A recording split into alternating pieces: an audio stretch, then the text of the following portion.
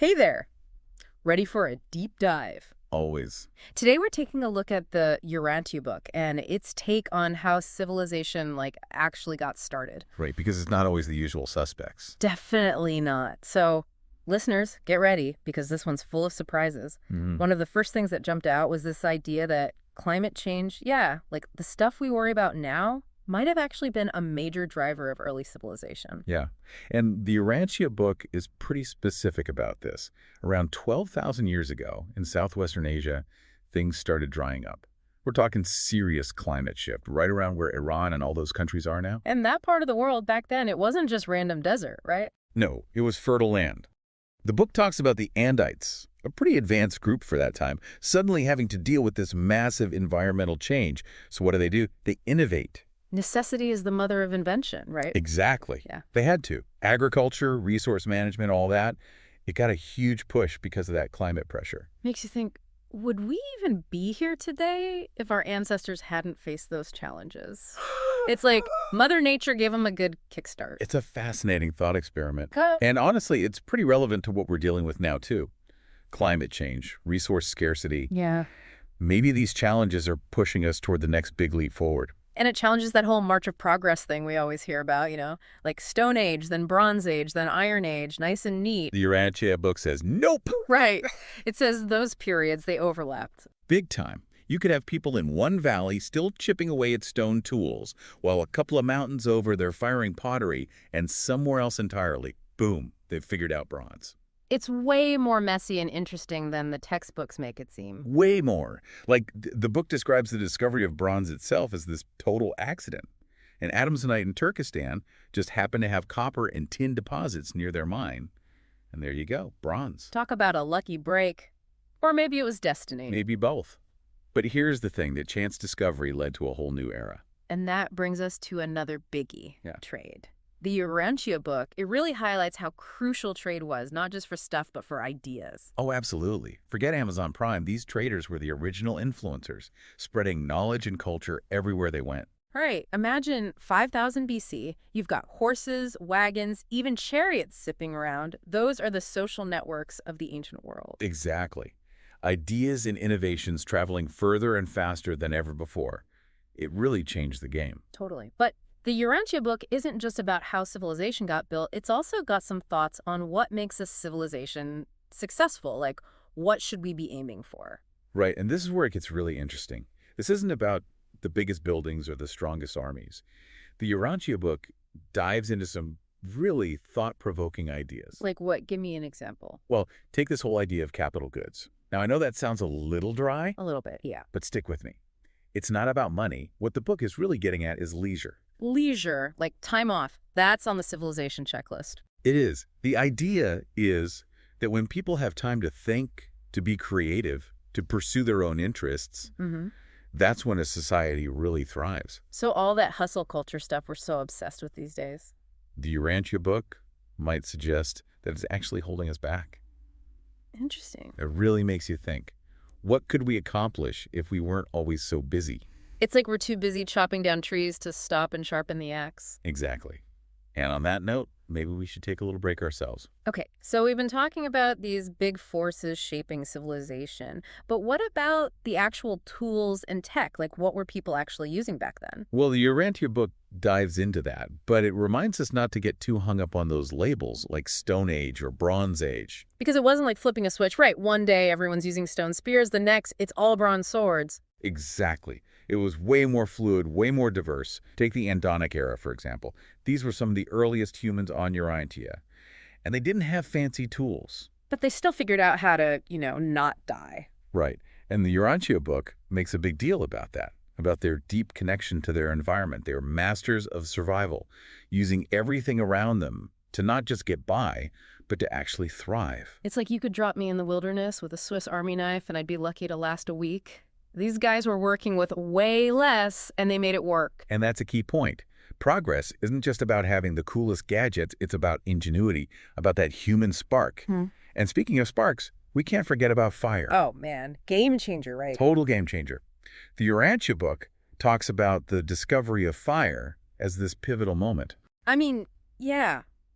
Warmth, cooking, scaring off predators. It's hard to overstate how big a deal that was. It was huge. But here's what's interesting. The Urantia book goes beyond just the practical stuff. It talks about the social and even spiritual impact of fire. So, like, it wasn't just a tool. It was like this almost mystical thing. Exactly. Imagine, huddling around a fire at night, the flames dancing. It must have seemed magical. I bet it sparked a lot of those first stories, those myths that try to explain the world. For sure. And as humans evolved, so did their tools. The book talks about how domesticating animals was another big step. Yeah, we touched on it before with horses and chariots and all that. Right. But even before that, think about what it meant to domesticate animals like oxen. Suddenly you've got help plowing fields, transporting goods. Muscle power. And that means more food, bigger communities. Exactly. And that leads to specialization. Not everyone has to hunt or gather anymore. People have time for other things, like pottery or metalworking, and boom, you've got the beginnings of a more complex society. And those bigger communities, they eventually become those first cities, right? Right, and the book talks about how important cities were, how they became these melting pots of ideas and cultures. Oh, I bet those early cities were something else. Can you imagine? The marketplaces, the temples, the whole thing bustling with life. It was a whole new world, and of Yep. course, with more people living closer together, you need, rules. You need someone to make sure the sewage goes somewhere other than the street. Exactly. So you start seeing the earliest forms of government popping up. The Urantia book describes councils and chiefs starting to take charge, trying to keep things running smoothly. Which is probably easier said than done. I mean, those early cities had their share of problems, right? Well, for sure. The Urantia book doesn't sugarcoat it. There were conflicts, power struggles, all that messy human stuff. Just like today, only with fewer health codes. Right. But here's the thing. Even with all the challenges, even when things fell apart, there was this resilience. Humans just kept bouncing back, finding new ways to make it work. It's a good thing, too. Otherwise, we wouldn't be here. But we've been talking a lot about the how of civilization, the tools, the challenges, the organization. What about the why? Yeah, we've dug into the nuts and bolts of it all, the tools, the struggles, how things got organized. But what about the heart of it all? What does the Urantia book say about the role of ideas and beliefs in all of this? That's where it gets really interesting. The book says, sure, the practical stuff matters, but the real driving force, it's the ideals, the beliefs, the big dreams that a civilization holds on to. Those shape everything even more than any new invention. So it's like you need a direction to go in before you even build the compass. Exactly. And the Urantia book doesn't just say, oh, ideals are nice. It gets specific, like education is huge GE, but not just for, getting a job. Right, not just memorizing stuff. Right. It's about growing as a person and as a society. Critical thinking, creativity, that lifelong love of learning, that's what they emphasize. So knowledge as a good thing in itself, not just a means to an end. Exactly. And then ethics. It might seem obvious, but the book is really big on ethical behavior, both personally and how we treat each other, on a larger scale. Fairness, compassion, honesty, that's the foundation, right? Absolutely. It holds everything together. And then there's this idea of cosmic insight, this sense of awe and wonder about the universe. Oh, I love that. Like when you really look at the stars and realize how vast everything Yes. is. And that feeling, that connection to something bigger, it can inspire us to be better, to contribute to something bigger than ourselves. Leave the world a little better than we found it, right? Right. And that connects to another big idea, progress. The Urantia book doesn't see civilization as this finished thing. It's always growing, always evolving. They use this great analogy, climbing a mountain. Okay, I like where this is going. You might reach a plateau, catch your breath, enjoy the view. But you don't just stop there. There's always another peak, always something to strive for. Always another challenge, and the chance to see things in a new way. Exactly. And that brings us to the big question. What will our generation choose as our ideals? What will be the driving force for civilization as we move forward? That's something for every listener to think about. What do we value? What kind of future are we building with our choices, big and small, every single day?